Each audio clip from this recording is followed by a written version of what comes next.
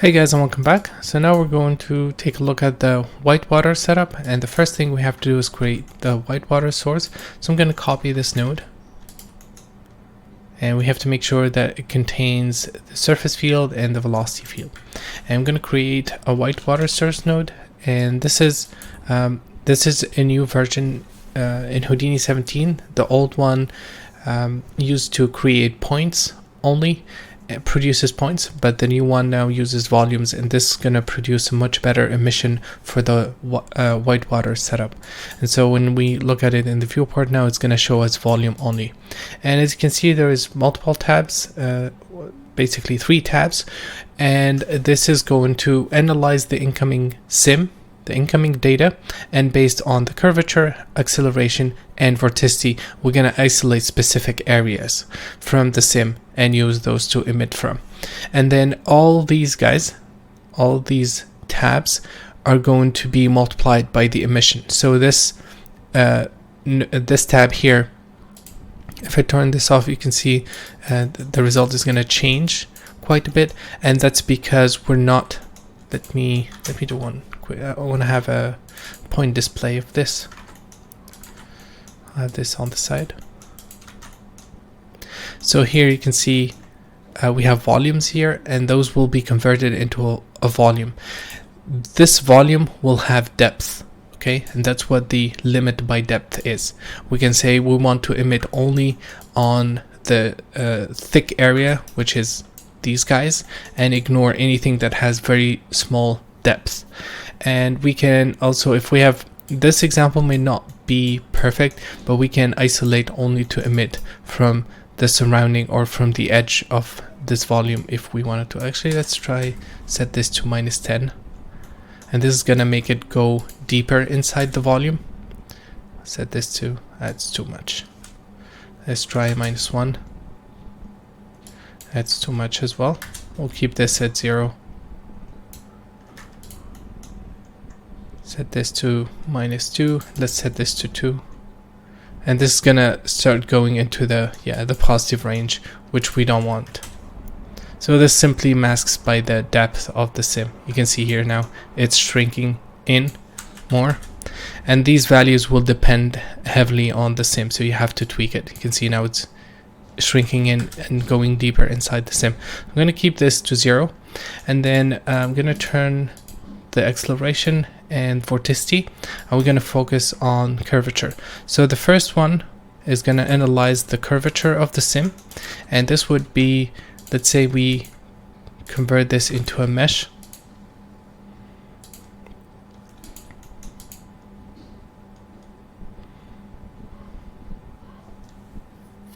This mesh has a curvature, so here, for example, it's going to have very high curvature, and all these flat areas are going to have very low curvature, and that's what the volume is going to analyze. You can see here, there's that bit there, and we can increase the range. Say we want to emit from 10 to 50, maybe 20.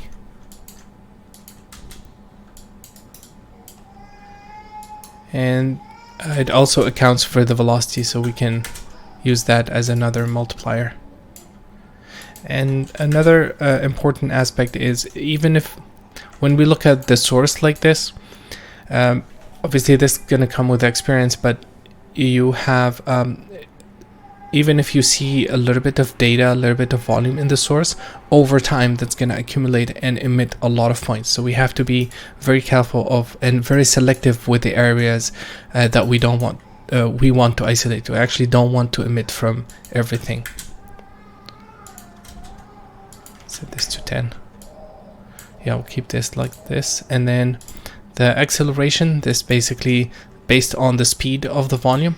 So this is actually a good range, because remember, if we look at the colors, I set this to same thing here, 30 to 60. It's not going to show much.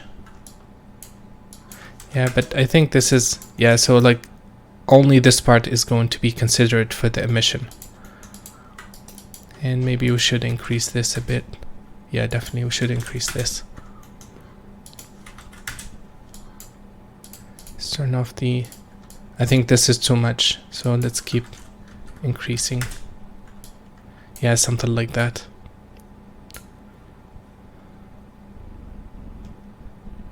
And V1 is actually very high in terms of speed, so it's going to create a lot of foam, and we don't it's not an ideal sim to test with, so we'll try it. We'll switch to V2 later, but I'm going to keep this this there. And then let's turn this off, and let's turn emit from vorticity, and this is the thing that's going to analyze the turbulence, and it should be similar to previewing the vorticity here as well. So I'm going to set this to black,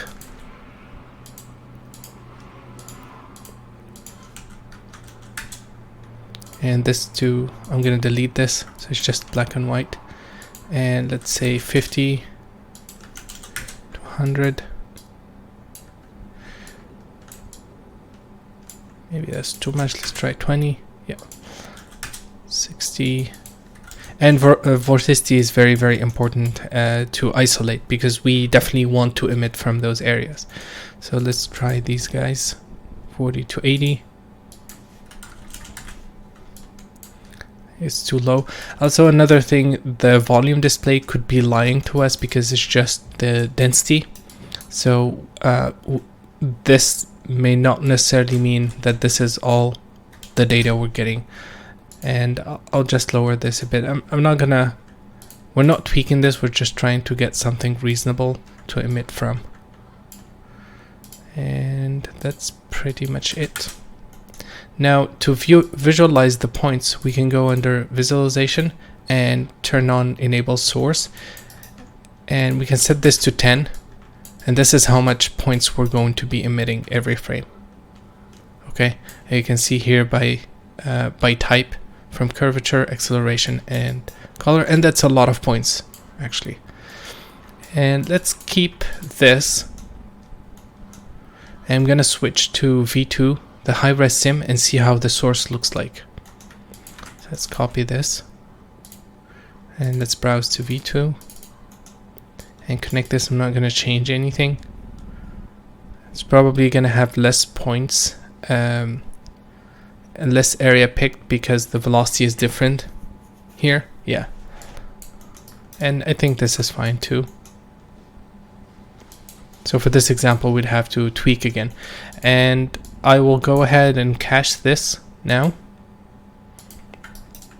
I'm gonna cache this source, even though I still think it's it has a lot of emission in it, but it's perfect. It's fine for now. So I'm gonna write this to disk. Source, whitewater source.